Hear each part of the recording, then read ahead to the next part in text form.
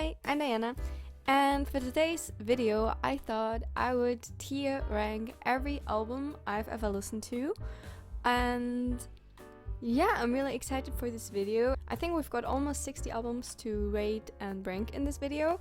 I don't know if this is much or not, because on the one hand, yeah, I do really listen to a lot of albums, but on the other hand, I've only really started listening to pop music and albums, I feel like maybe 3 or 4 years ago.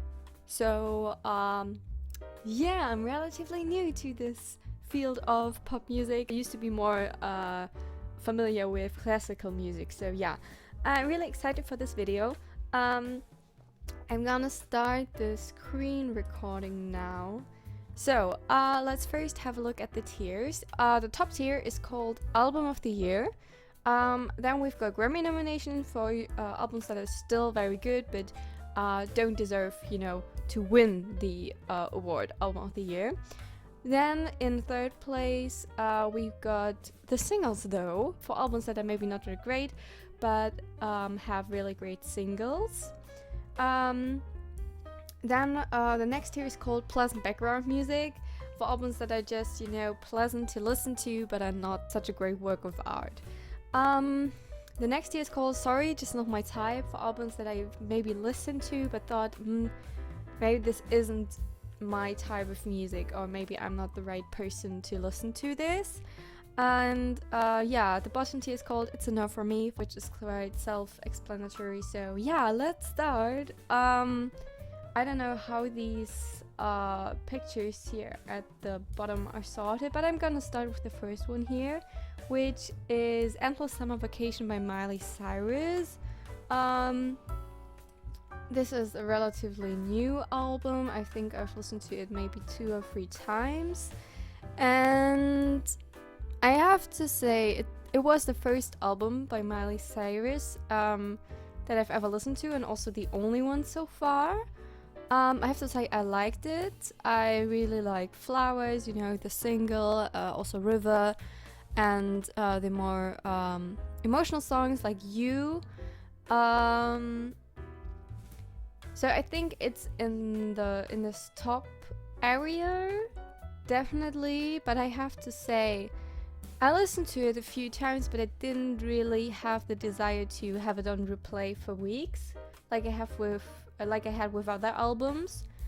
But I feel like it has this really special sound. You really feel like it's summer, it's very hot, you're kind of in a daze, and so I think this album is very good at creating a sort of vibe. So I'll put it in Grammy nomination.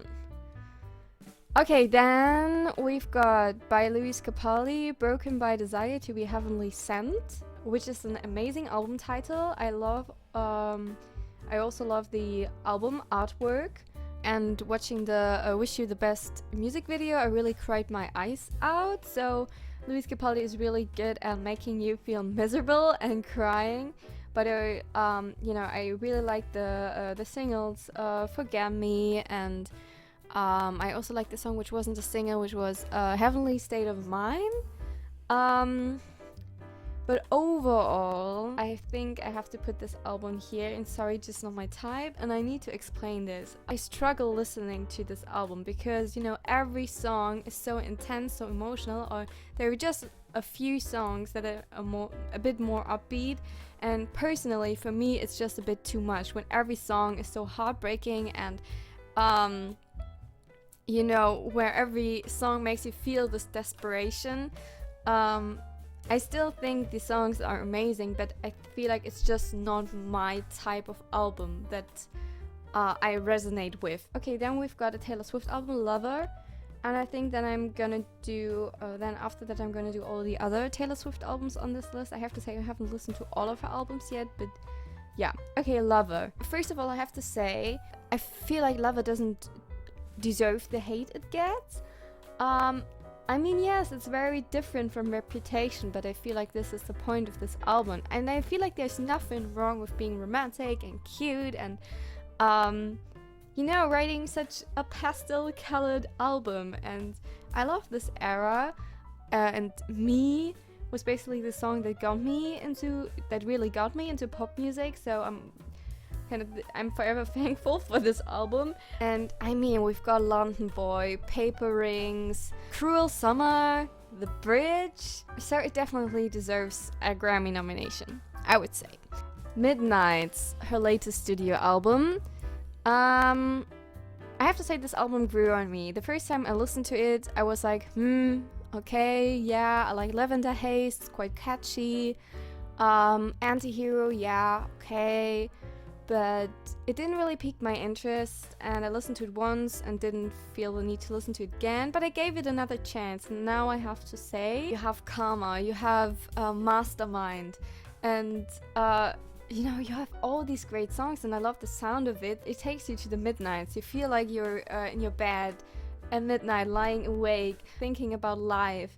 And I mean, her lyricism on this album is so great.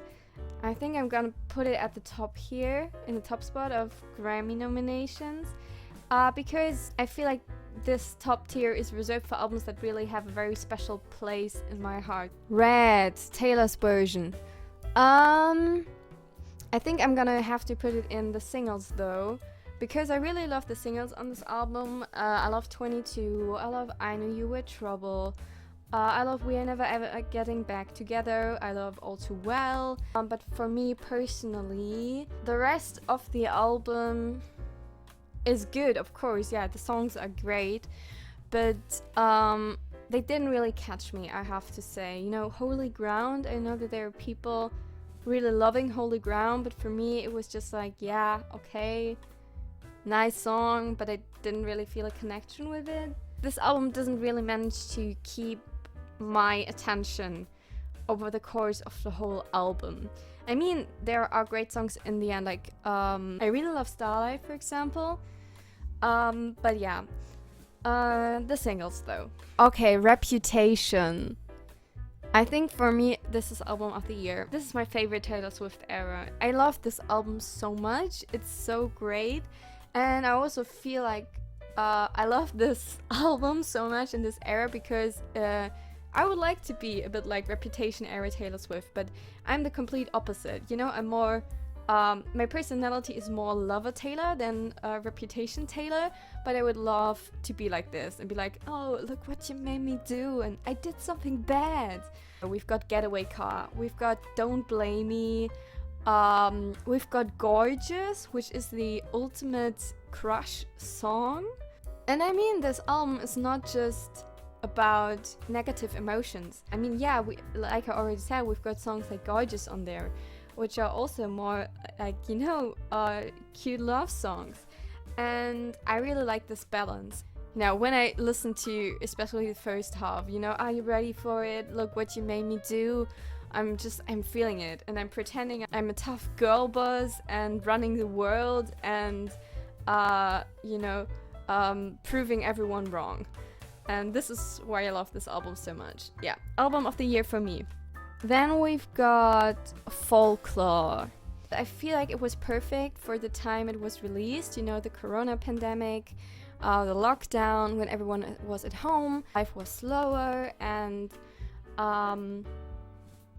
you know, I mean, these songs really sound like they come out of the woods, and I feel like Swifties, don't come at me for that, but I'm gonna have to put Folklore and pleasant background music. I don't know, for some reason Folklore and Evermore are for me a bit separate from the rest of Taylor's discography. I mean, sound-wise, they sound so different, and I mean, I like this sound, but yeah, I mean, I already also talked about Evermore here, so I'm also gonna have to put it here.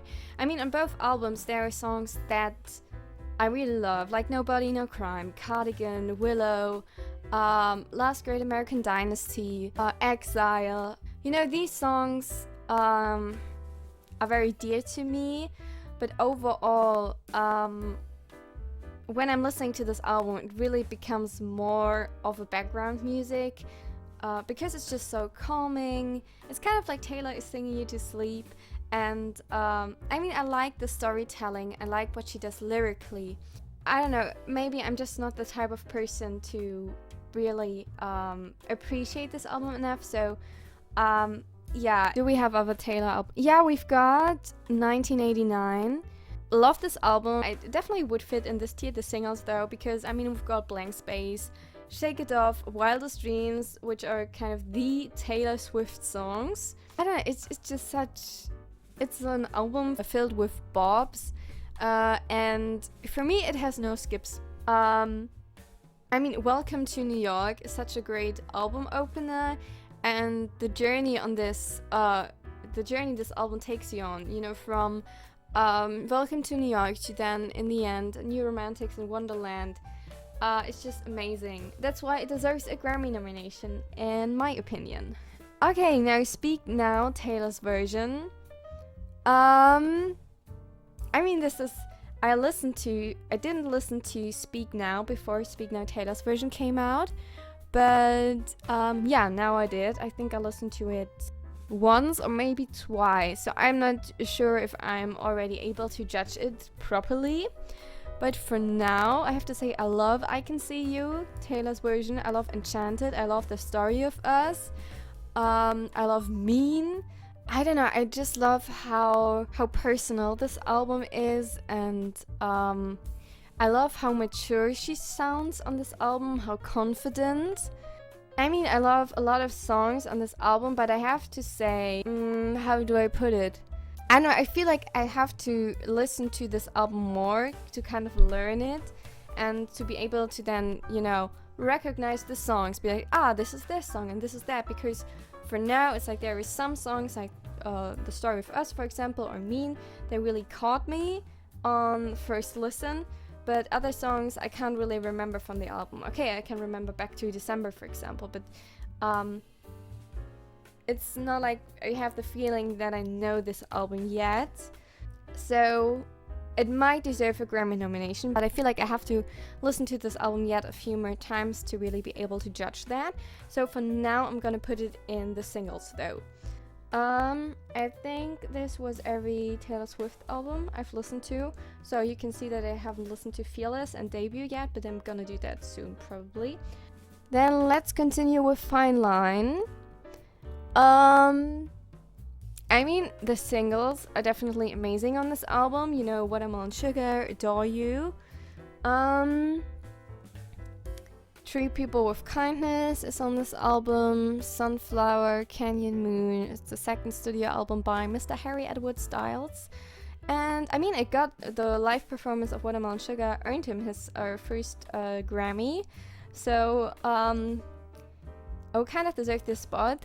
And I think I'm gonna give it to Fine Line, the Grammy nomination. And I mean, Falling is on this album, which is the ultimate heartbreaking song. And I feel like just for Falling, this album deserves the Grammy nomination, because when I listen, I think like this is the saddest song I've ever listened to, really. And yeah, this is why I'm gonna put it here. I'm gonna continue with the other Harry Styles albums. We've got the Debut, with Sign of the Times, Kiwi, Sweet Creature to Ghost, two songs which are also so heartbreaking and emotional. I love how different this album is from the last One Direction album, Made in the AM. I think about putting it in album of the year, although I have to say that I don't really like the song Woman. You can have a different opinion, because you know, musical taste is very subjective and everyone has got different taste. I mean, the song Woman itself is good, but I don't like the production. That's why I don't really like the song. Okay, then we've got Harry's latest album, Harry's House, which also sounds so different from Fine Line. I feel like that Harry Styles has changed his singing style, because in the late One Direction albums, and I feel like also in parts of Fine Line and the debut album, he basically screamed, or not really screamed, but he really belted out these notes, and it sometimes seemed a bit strained. But I mean, we also loved him singing like that. And then on Harry's House, kind of he sings more silently. I mean, Harry's House. Harry's House is home, and that's why it's album of the year. And I mean, we've got so many amazing songs on there. We've got Music for a Sushi Restaurant, we've got As It Was, we've got Late Night Talking, which I was obsessing over before it even came out, after he performed it at Coachella. Yeah, we've got Matilda, which is such a cute song. We've got Boyfriends, which I think is like one of his best songs he did. We've got Love of My Life. Every song has its special meaning to me. That's why I'm gonna put it here next to his older brother, the debut album. So now we've got the Harry albums, and I'm already seeing a One Direction album here. It's Midnight Memories, and I love this album. And it's definitely not pleasant background music. I mean, like, you've got so many bops. You just gotta dance when you listen to this album. You dance to Best Song Ever, you dance to Does He Know, you dance to Diana. By the way, it's their third studio album they did. You cry to Story of My Life. You vibe to You and I. It's definitely one of my favorite One Direction albums. So I feel like it deserves a Grammy nomination. I already talked about this in the video in which I ranked all of the One Direction songs, is that I feel like that in this album they are developing their own style, because the first two albums were very bubblegum pop-ish, and this album sounds so different from the first two albums, and I love how it sounds more mature. Yeah, that's why I love it. Let's continue with the other One Direction albums. We've got Take Me Home, which I will put in the singles though, because I like this album. It's a comfort album, but I don't feel like it's great, you know? I mean, the term the singles though really applies to this album, because I mean, you've got Live While We're Young, we've got Kiss You, and that's why I'm gonna put it here. There we've got Up All Night. I mean, I love Up All Night because What Makes You Beautiful is on there. Up All Night is the debut album of One Direction. Take Me Home was the second, Midnight Memories the third one. I'm a fan of What Makes You Beautiful, but I'm not a fan of this album. For me, it's, and sorry, just not my type. I like listening to this album. You know, if I listen on One Direction songs on loop and songs from the Up All Night album come up, I will listen to them and I'll be like, yeah, okay, nice songs, but I feel like this is just not the type of music where I think, wow, this song is great. But I don't know, it feels like a shame to put Up All Night next to Broken by a Desire to Be Heavenly Sent, because this is more an album where I would say, yeah, this is a work of art. It's just not up my alley. Okay, now we've got the One Direction albums, and yeah, let's continue with other solo albums of the 1D members. Waltz by Louis Tomlinson, his debut album. I feel like for me it's the singles though. I've listened to this album countless times, and I had a time where for me it would have been in the album of the year or Grammy nomination spot, but in the moment it's for me the singles though, which in this case translates to there are a couple of songs on this album that I really love, like Habit, Only the Brave, Kill My Mind, Waltz, Defenseless. But other songs that I feel like are not really my type or not really up my alley. Faith in the Future, on the other hand, is album of the year for me. For me, this album has no skips. And I feel like the songs that I love on this album are not the singles. I mean, I like Bigger Than Me, I like Out of My System, I like Silver Tongues. But the songs I really find great are, you know, Written All Over Your Face, Chicago, Angels Fly, Holding On to Heartache, Common People. I could basically list all of the songs on the album, and I feel that this really shows how great this album is. Let's continue with Liam Payne with his one and only studio album so far, which is LP1. And I'm very sorry, even though I love, you know, some songs on the album like Remember or Stack It Up, I feel like it's not really my type of music. But they've definitely, you know, I support Liam. I like how he's kind of keeping the One Direction fandom alive. Then Niall Horan. His first album on Flickr It's definitely also a comfort album. I feel like I'm kind of gonna put it here next to Waltz. I mean, I like Flicker. I like that it's kind of, you know, inspired by folk music. I love Slow Hands, I love On the Loose, I love Flicker. But it's like, it doesn't really mean much more to me apart from that. Yeah, so this was Niall Horan's debut album. Then we've got his second album, on the other hand, Heartbreak Weather, which is album of the year. I feel like Heartbreak Weather is my favorite album ever. Because everything comes together. We've got a great concept. We've got this great term, heartbreak weather.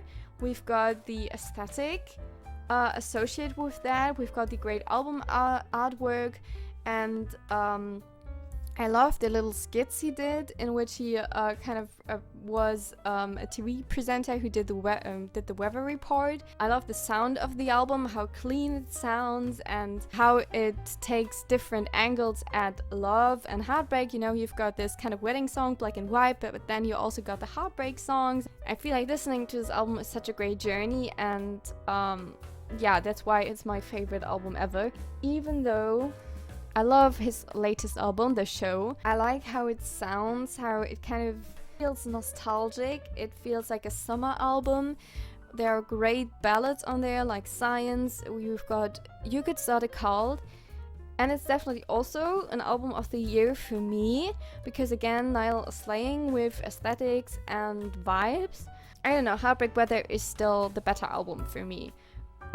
Because, I don't know, it just got me through the pandemic, I also have to say. Then we've got an album by Zayn Malik, Mind of Mine, which is the only Zayn album I've listened to.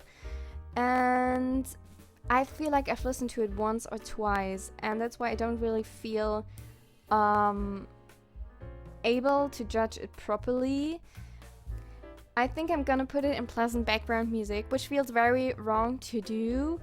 But I feel like I have to listen to this album a few more times, and then maybe it can also work its way up to the top tiers. I'm just realizing that I forgot 2 One Direction albums when I was ranking all the other One Direction albums, which is a shame because these are actually my 2 favorite One Direction albums.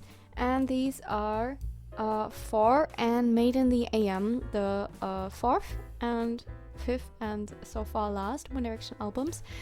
And I have to say, for me, these both belong in the album of the year spot. Maybe I'm really being too nice in this in this video, but 4 and Made in the AM just have got a very special place in my heart.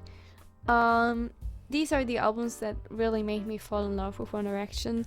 And I mean, on 4 you've got all these, I mean, you've got the great singles, you've got Night Changes, you've got Steal My Girl, but I really feel like the album shines in all the other songs. And I mean, there's so many other songs that are very special to One Direction fans also on this album, like 18 or No Control is so iconic, Act My Age is so iconic, and Act My Age is also just a bonus track, and this bonus track is so popular with the fans. So yeah, it's also the last album they did before Zayn left, so I feel like this is also a reason why I think this album is so special. And Made in the AM, I mean, like, Made in the AM may be their best album from a songwriting point of view, and I say this pretending to know something about songwriting, which is so not true, but it's the impression I have. It sounds so clean and coherent. It really sounds like they know what they are doing. I mean, it's their last album, and that's why also it deserves the spot album of the year, because history, you know, the last music video they did together, their last single, which means so much to us One Direction fans. I mean, we've got If I Could Fly, which might be one of the most emotional One Direction songs, and this is why it's an album of the year for me. Let's continue with 5 Seconds of Summer, because I'm also part of the 5 Sauce fam. Let's start with the debut album. I mean, like, the first 2 albums they did, you know, the debut album, 5 Seconds of Summer, and then Sounds Good Feels Good are still, you know, pop, punk, influenced, and I love this. I love on the debut album, I love End Up Here. I love vibing to all these rock songs. At least I feel like they are rock songs. And I mean, on the debut album we've got She Looks So Perfect, and I just love this album so much. And I feel like Don't Stop is a bop, and it doesn't deserve the hate it gets from the band itself. But does it deserve a Grammy nomination? No, I don't think so. I'm gonna put it here, but I still think it's a great album. Sounds Good, Feels Good. I mean, we've got Jet Black Heart on the second album they did. Hey Everybody, she's kind of hot. And I have to say, I like the debut album more than Sounds Good, Feels Good. Even though Jet Black Heart is one of my favorite 5 Seconds of Summer songs. That's why I am considering to put this in pleasant background music, even though the sound of this album is really anything but pleasant background music. I don't know, I feel like I'm very bad at ranking things, and I don't know why I thought this would be a good idea.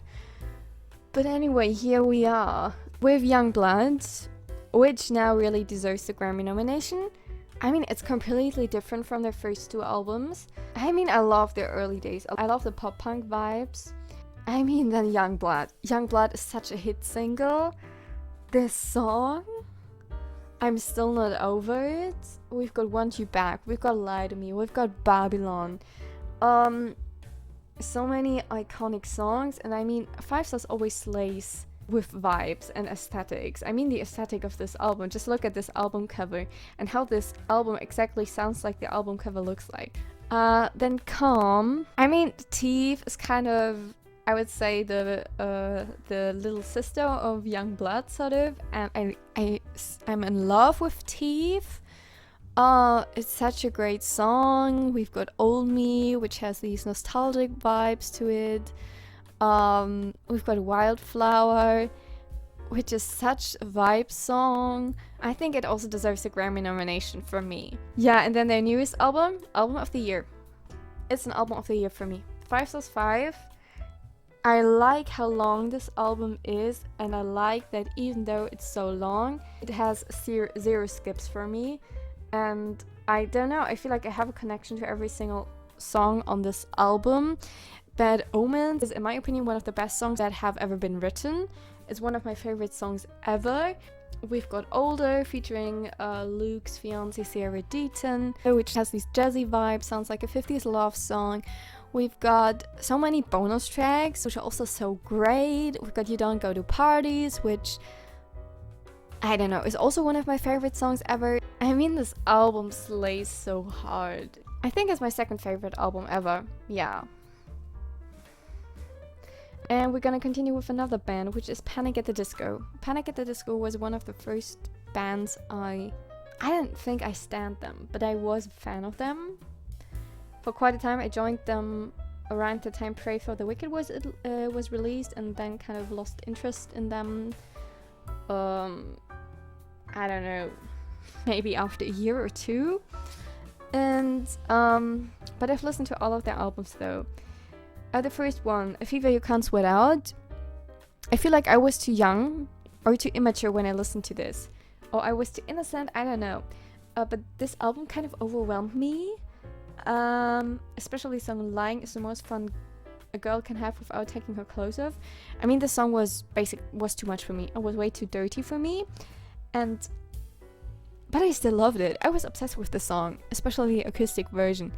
And I mean, I Write Sins Not Tragedies is one of the most iconic songs there is.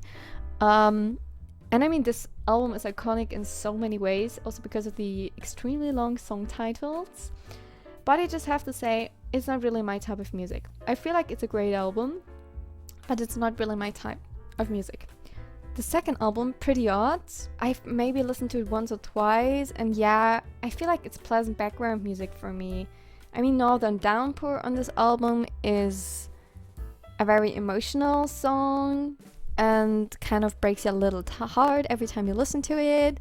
Probably their first album is, from an objective kind of point of view, their first album is better, but it's just not really my type of music, so that's why I think I have to rate Pretty Odd higher. Vices and Virtues, then their third album, is an album of the year for me, and that's solely because of the bonus tracks. or not solely, but really the bonus tracks are kind of the best part of the album. I mean, there are so many great songs on there. Like Turn Off the Lights is one of my favorite songs ever. We've got Oh Glory, I Wanna Be Free, and I mean, like, the album itself, it's such a vibe. And we've got the Ballad of Mona Lisa. I mean, I just really like the sound of this album, and that's, yeah. And I was obsessed with this album for a very long time. I feel like this was one of the, I think it was the first favorite album I had, so that's why it has a very special place in my heart. Then Death of a Bachelor. I feel like it's here, the singles though. And maybe it's not the singles, but there are a few songs on this album, like Death of a Bachelor, which is, in my opinion, one of the greatest songs Brandon Urie has written, because of his vocals on this song. But yeah, I love Death of a Bachelor. I love LA Devotee. So I think there are some great songs on there, but other songs would be in the sorry, just not my type category. I know I used to feel badass when listening to Don't Threaten With Me With a Good Time or Victorious, but at the moment it's just too much for me. So yeah, Pray for the Wicked. I'm gonna put it in the singles though, even though I think it's worse than Death of the Bachelor. But I mean, we've got High Hopes, which I really loved as a song.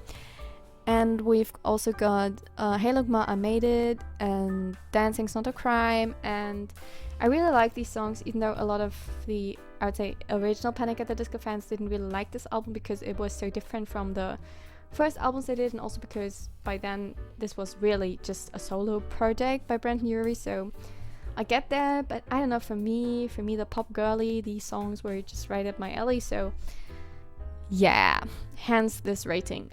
But then Viva Las Vengeance, I have to say, this tier was just made for this album to go on there, and I'm really sorry about that. But Viva Las Vengeance, the last album they did, just a no for me. I really tried to like this album. I really gave this album a chance. I listened to it several times, and I did like the song Viva Las Vengeance for some time, and I feel like Don't Let the Light Go Out is a great song. But overall, this album just sounds like it would have needed more work. It sounds so incoherent, in my opinion. Like, it was pieced together, but you forgot to check if these little puzzle pieces really fit together. It's like you had these different puzzle pieces and forced them together. I don't know, it just feels a bit unfinished to me. And I feel like the melodies were a bit flat. Yeah, let's continue with Ashe, who I got introduced to through Niall Horan because she collabed with him on her song Moral of the Story, which is a great song.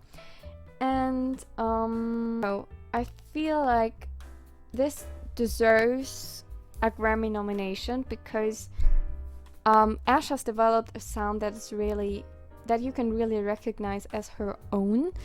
And I don't know, she has a playfulness to her songs. If you don't know Ashe, you should really give her a listen. She has many great songs like Till Forever Falls Apart, Moral of the Story, and I'm just remembering I haven't listened to her debut album. This is debut album, Ashlyn, it's this one.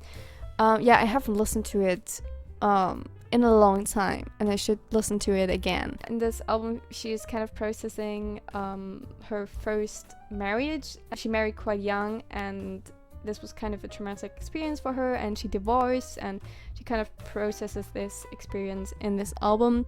And Ryan's song on this album, which she wrote about her brother who died, really breaks my heart every time I listen to it. She's a very good songwriter. Her sophomore album, it's this one, it's called Ray, and this is an album of the year for me.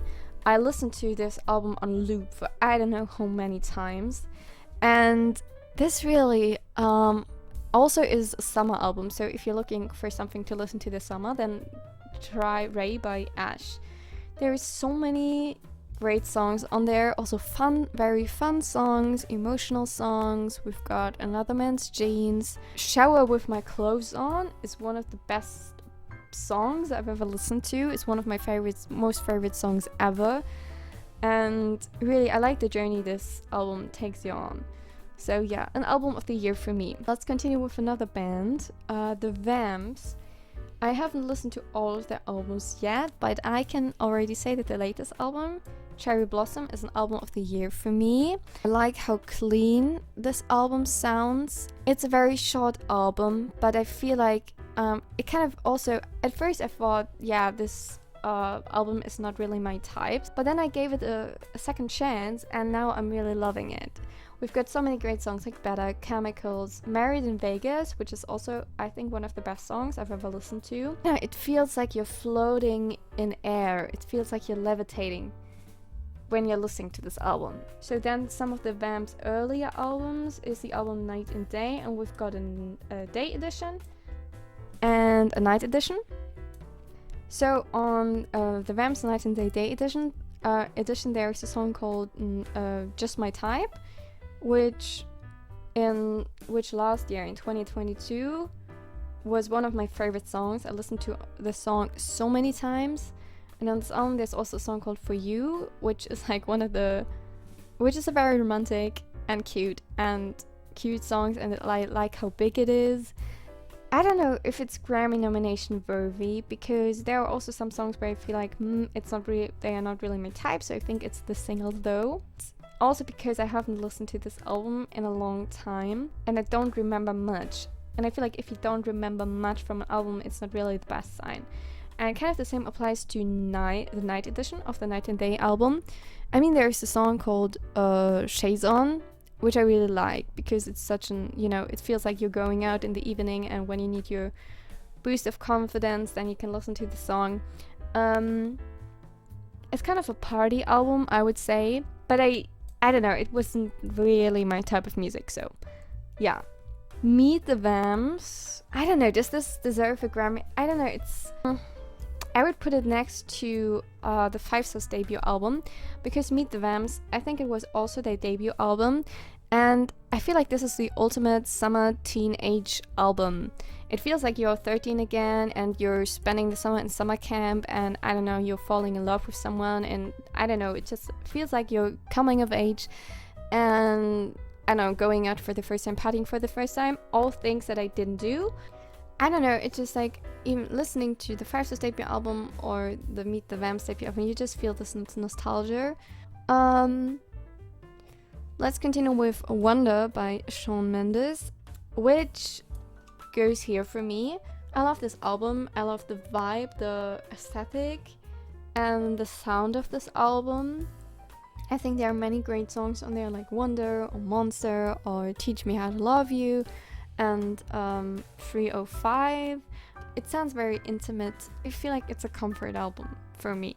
Then Illuminate by Shawn Mendes. This is the singles though album for me, and I'm gonna put it here because I mean this album really shines through the single. We've got There's Nothing Holding Me Back and Mercy. I mean the core Shawn Mendes songs, I would say.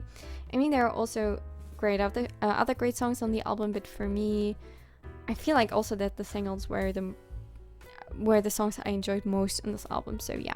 Then we've got 30 by Adele, the one and only Adele album I've ever listened to, and I have to say I'm really, really, really sorry, Adele, but I don't know, it's just not my type. I mean, I like Easy on Me, I also like I Drink Wine, but I don't know, I just couldn't really get into this album for some reason.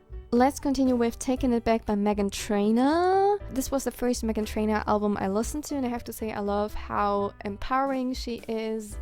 I like how her songs always have this 50s vibe to it, how they sound so fun and playful, but also can be emotional and heartfelt and heart-wrenching. I mean, of course, we've got the hit singles, Made You Look, Mother. I mean, I like how she has her own sound, but I feel like a lot of her songs sound very similar and a bit too similar for me, so I'm gonna put it in pleasant background music. Let's continue with some Dua Lipa, the Dua Lipa debut. I have to say I love Homesick. I remember being obsessed with this song. And I mean, we've got great songs like Blow Your Mind, just like such a bop. So, and I feel like I like Walls or Flicker or Take Me Home or the Taylor albums more than this album, even though I think also this debut album by Dua Lipa shines because of the singles. When I'm gonna put it in pleasant background music. But then Future Nostalgia is definitely an album of the year. I mean, it's basically an album of singles. It kind of also deserves this spot here, but because, I mean, it's just like made up of singles, and it just goes to show how good and catchy this album is. I like kind of nostalgic vibes. I mean, this album is called Future Nostalgia. I like the disco vibes. I really love the sound of this album, and yeah, for me it has no skips, and I think it was also one of the albums that really got me into pop music. I think there was one summer, maybe 2 or 3 years ago, where I was really obsessed with this album and listened to it on loop for hours. Then here, Therapy by Anne-Marie. I mean, I like the song Therapy and some of the other songs on the album, but generally I have to say, yeah, I like Anne-Marie, I like some of her songs, but overall her music is just not my type. Let's continue with Why Don't We? Another band, 8 Letters. I don't know, it's ages since I've listened to this album. I think, yeah, pleasant background music, you know. I like the songs, but it's just like not, I don't know, it's not that great. The Good Times and the Bad Ones, though, it's their second studio album. Their vocal skills are insane. I think it's a Grammy nomination for me. I like the sound of the album. I think another one of those summer albums. I also like the concept of this album. That's like the good times and the bad ones, and you've got kind of songs representing the good times and songs representing the bad times. And speaking of concept albums, we've got This Is What Blank Feels Like by Jake, which also deserves a Grammy nomination for me, because I really like the storytelling in this album, that it like covers everything from falling in love, this first feeling, you know, this is what falling in love feels like, to this is what heartbreak feels like, this is what falling out of love feels like, that it really takes you through this journey of a relationship. And I mean, Golden Hour is one of the best songs I've ever listened to. So yeah, very cool album. And I'm just realizing I forgot one Panic at the Disco album. I'm really sorry for this. But yeah, this is the album that came after Vices and Virtues. It's called Too Weird to Live, Too Rare to Die. It's been ages since I've listened to this album. For one thing, I didn't like how he's smoking on the cover, and I don't know, it was a bit too dark for me, even though Colorful is a very great song. Then, When Facing the Things We Turn Away From Luke Hemmings. He's part of 5 Seconds of Summer, but this was a solo album he did. It's a summer album, slays with vibes, aesthetics. I like the sound of it, but I don't know if it deserves a Grammy nomination. I'm gonna put it here, yeah. Special by Lizzo. I think I'm gonna put it in the singles though, even though I kind of like the album as a whole and also like the songs that were in singles, like Birthday Girl or Everyone Is Gay. I think this album really shines because of the singles. I mean, About Damn Time, Am I Ready, To Be Loved. I mean, this just really makes it a great album. And these 2 songs, About Damn Time, Am I Ready, I mean, they're just so damn catchy. And I mean, Lizzo is a queen and she slays so hard, and also she slays with this album. But I just have to say, I love these singles and I like the rest of the album, but the rest of the album isn't, I don't know, as special to me, even though the album is called Special. But I love you, Lizzo. We stan you. Then New Hope Club by New Hope Club, which is a relatively unknown band, but okay, they've got I think like more than 1 million subscribers on YouTube, but this is the debut album they did. And I mean, like there are songs on there like Know Me Too Well, which I did with a Spanish singer, so there's a Spanish verse on it. And I mean, I really like the production on this album, how it's kind of I don't know, it kind of sounds like you know, there are a lot of real instruments on there, you know, a lot of guitar sounds, and I don't know, probably the terminology I'm using right now is completely wrong. I'm not sure it's great. I'm not sure it deserves a Grammy nomination, also because it's been a long time since I've listened to this album as a whole. So gonna put it in the singles though, because there are definitely a lot of bops on there, so I'm gonna put it here. And then we've got a French album here, the self-titled album by Luan, a French singer. And even though I enjoyed it, I would put it in pleasant background music, because I don't know, her voice is very soothing. It's a very pleasant and calming and soothing album. Yeah. Then we've got an album by a Slovenian band. The album is called Demoni. It's by Joko Out, a Slovenian band. They represented Slovenia in Eurovision this year. And okay, this is definitely an album of the year for me, because I don't know, I'm just so grateful that Eurovision made me discover this amazing band. Even though I don't understand any Slovenian, these songs are just so amazing. I love the sound of this band. If you don't know, then definitely check them out. I was like blown away by this album, and it got me through exam season this year, so it's definitely an album of the year for me. And I'm just asking myself, this album Demoni is their second studio album. They had a first one called Umazane Misli, which translates to Dirty Thoughts, and I thought I put it on here, but for some reason it's not here, so I'm gonna insert a picture later and also put it here to album of the year, because I don't know, there are so many bops on this album, especially the song Umazane Misli. You need to listen to it if you haven't already. And of songs like Dopamine or Proti Toku. I don't know if I pronounced this correctly, but I think they're an amazing band and they deserve more recognition. Then Sour by Olivia Rodrigo is the last song on this list, and I mean, it's definitely an album of the year.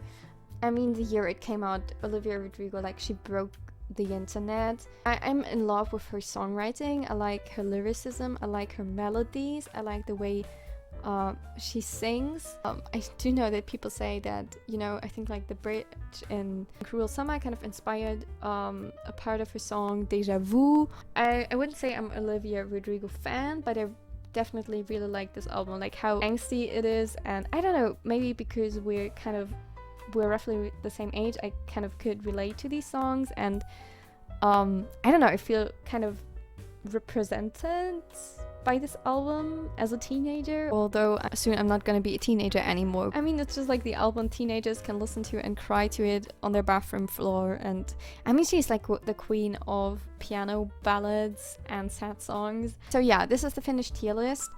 I think you can see that I've got a lot of albums of the year, a lot of albums that are very special and dear to me, and that there's only one album where I say it's a no for me, and this is like really the only album where I would say really, I don't like this album. I think all of the rest of them are really good albums, but some of them are just not for me, but then others really are up my alley. So yeah, I hope you've enjoyed this video. If you have, give it a thumbs up, subscribe to my channel, and I hope you have a wonderful week. Bye!